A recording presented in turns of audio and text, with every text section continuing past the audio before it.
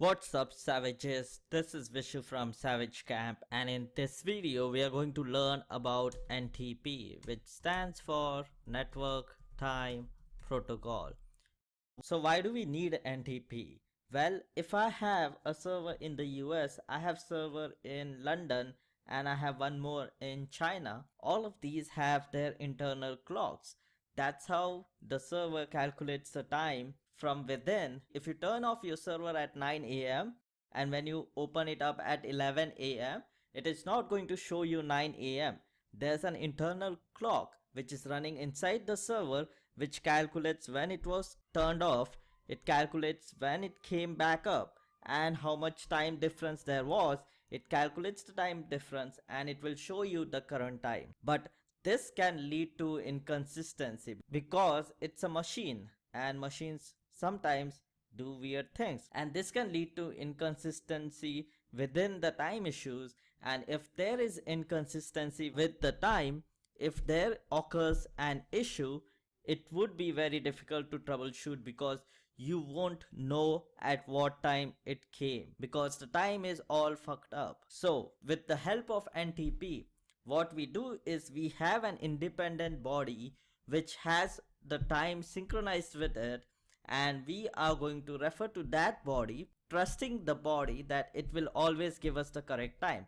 So instead of each of the servers relying on their internal clocks which can give wrong information, we are reaching out to a body which calculates all of this for us and is always giving you the accurate time. So to start off with, you need to first install the Ntp package. So -y ntp, and this is going to install Ntp. And once it is installed, we have to go into this file called etc ntp.conf. Now over here you will see use public servers from pool.ntp.org project. Please consider joining the pool, and then it gives you the link of the pool. Now there are some other information over here, but in this video we are just going to change the pool. So right now I'm using the CentOS pool, so I'm going to comment this out and go to the website which I already have it opened over here, the ntp pool.ntp.org project, and in North America I'm going to select all these servers, come back to my server and paste it over here, and let me remove this, and I will save and quit.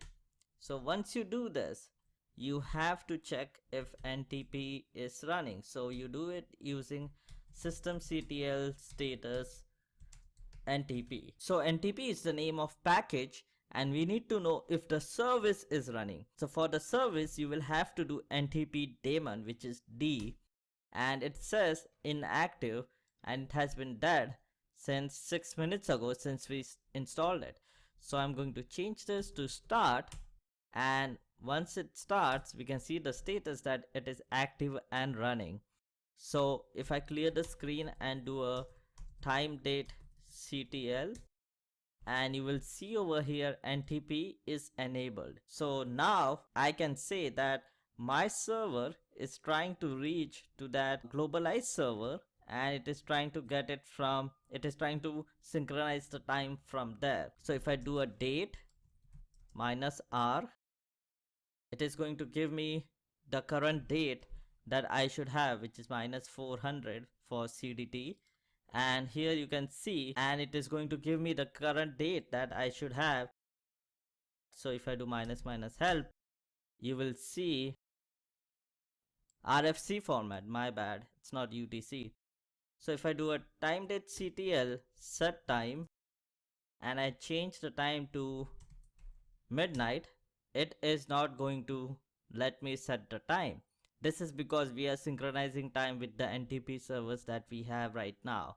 So that is how you set a Ntp server, and to make sure that it runs when your system boots up, you have to enable the service. So I'm going to do systemctl enable ntpd, and now every time I start up my machine, it will synchronize the time with the Ntp server.